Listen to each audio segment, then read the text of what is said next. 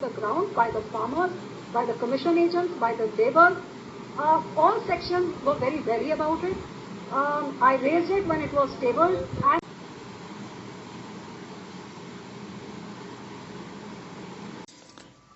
Dear friends and viewers, this video is about the resignation of the cabinet minister and a senior Agolidal leader, Hasimrat Kaur Badal, an ally of the central government, citing that the voices of the Indian farmers were not heard and the three legislations bills, that is, which were said to have been brought in for the sake of farmers and avoiding middlemen, were far off from truth and ground reality.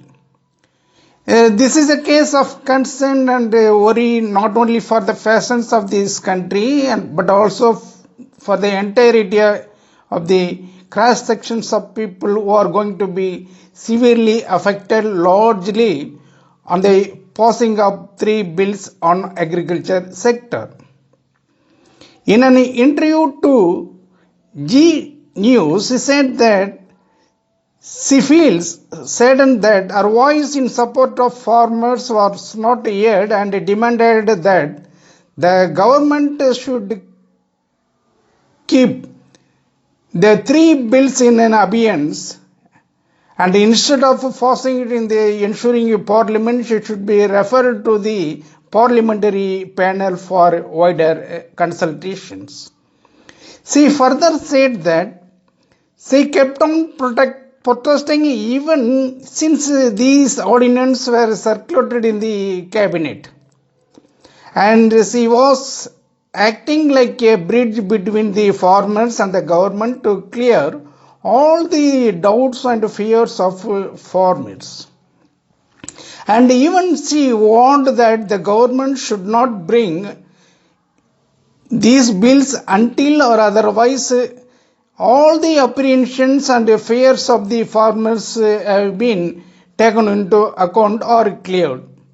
Viewers, it is to be noted that the senior Agolidal leader and cabinet minister for food processing, she has arranged even a video conference with the farmers with another central government cabinet minister to understand the viewpoints of the farmers at the grassroots levels. The fact of the matter is that neither I or voice or cabinet as a cabinet minister for the concerned ministry for food processing nor the voice of another cabinet minister who was well versed on the issues confronting the farmers were known of. Both the cabinet ministers couldn't be able to convince the cabinet to take a decision in the larger interest of the farming communities and also in the interest of safeguarding the food security of the country. The point is this: neither the voices of the stakeholders, that is farmers, producers and consumers, have been taken into account, nor the voices of the cabinet colleagues and allies of the central government were taken into considerations. In short, the central government has no faith in the cabinet system, parliamentary democracy and federalistic characteristic of the Indian democracy. We do find no time in elaborating all the shortcomings in the agricultural bill passed in the Lok Sabha. The main problems are the amendments to the Essential Commodities Acts remove all regulations over the pricing and availability of key agricultural commodities essential for the country's food security. This is our utmost cause of concern. It would quite naturally affect the pricing and availability of key agricultural commodities in the country. And another thing is that it would pave way for creating artificial shortages due to speculation by the middlemen, that is the market forces and the traders, adversely affecting our national food security. This is the second concern. And more importantly, the government of India, that is through these bills, are going to this move on. Licensing for electronic trading will pay for the entirety of the multinational companies, and the Indian corporates will freely access agriculture products and markets. The net gainer would be the middlemen and financial intermediaries who will exploit both the farmers and consumers. Why corporates are so much interested in agricultural sector? The point is that nearly about 15 to 18% of the that is a gross domestic product comes from agricultural sector.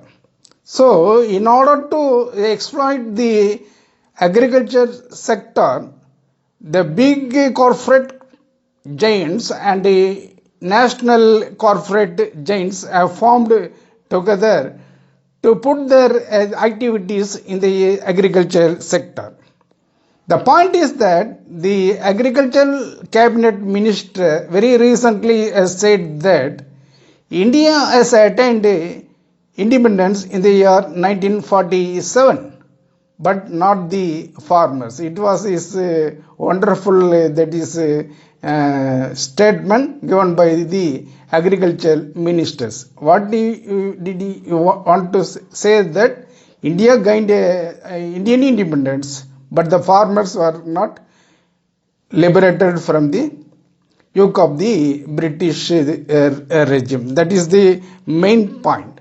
The point is that during the British regime, it was the Jamindari system headed by the Jamindars, landlords, who exploited the tillers of the land, that is the peasants who were hardly working in the soil, were exploited by both the British government and the middle agents, that is the Jamindari system. Likewise, they have exploited the farmers and the tillers to the extent possible, without giving any room for their improvement or advancement in economic advancement of life.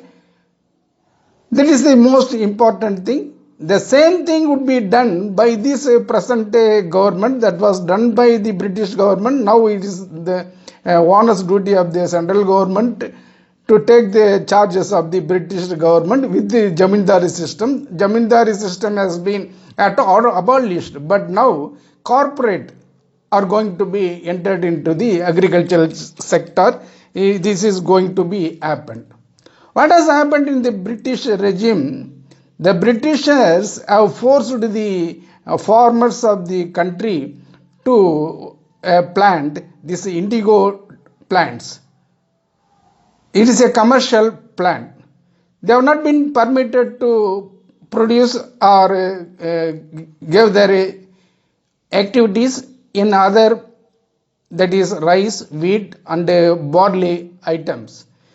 Even the farmers were forced to buy such of those things, that is the rice, barley and wheat, from market forces during the British regime. Instead, they have been forced to plant indigo for their commercial benefits. The same is going to be happened if the agricultural sector is going to be in the hands of the corporate sector.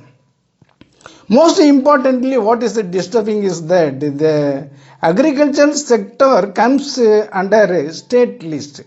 Only the state assembly or assemblies have the powers to make any laws under the agricultural sector domain.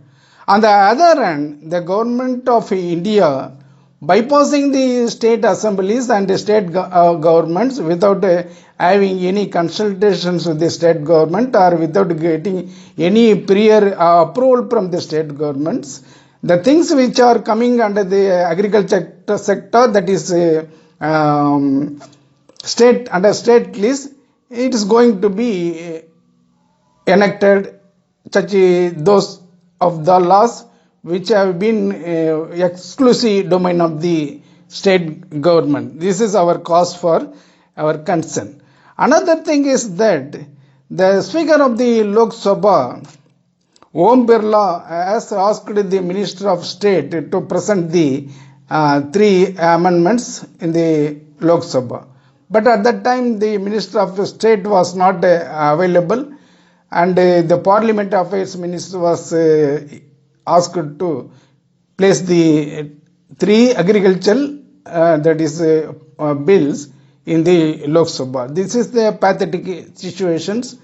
In order to avoid, that is, in order to express the farmers' anguish against the government decisions, nearly about 250 agricultural organizations under the ban of All India Kisan Sanghars Coordination Committee has expressed its decision to go for Bharat Bandh on September 25th. My point is that the cabinet minister Hasimrat Kaur Badal has resigned. Actually, she has resigned from cabinet, but she is timing that the word designation should not be applied here.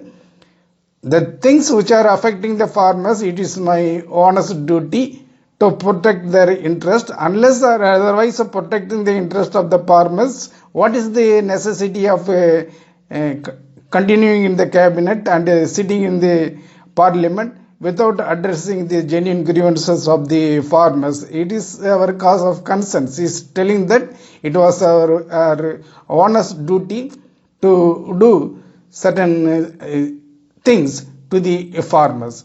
Likewise, it is the honest duty of the entirety of the Indian citizen to come to the rescue of the farmers to protect their interest and protect the interest of the food security of the nation. By and large, in these 50 to 60 years of Indian independence, the food security of India have become one thing more marvelous than that of the British regime, but it is going to be dismantled by the corporate sectors which are aiming at agriculture sector to usurp that their profit motive without anything benefit neither to the farmers nor to the country.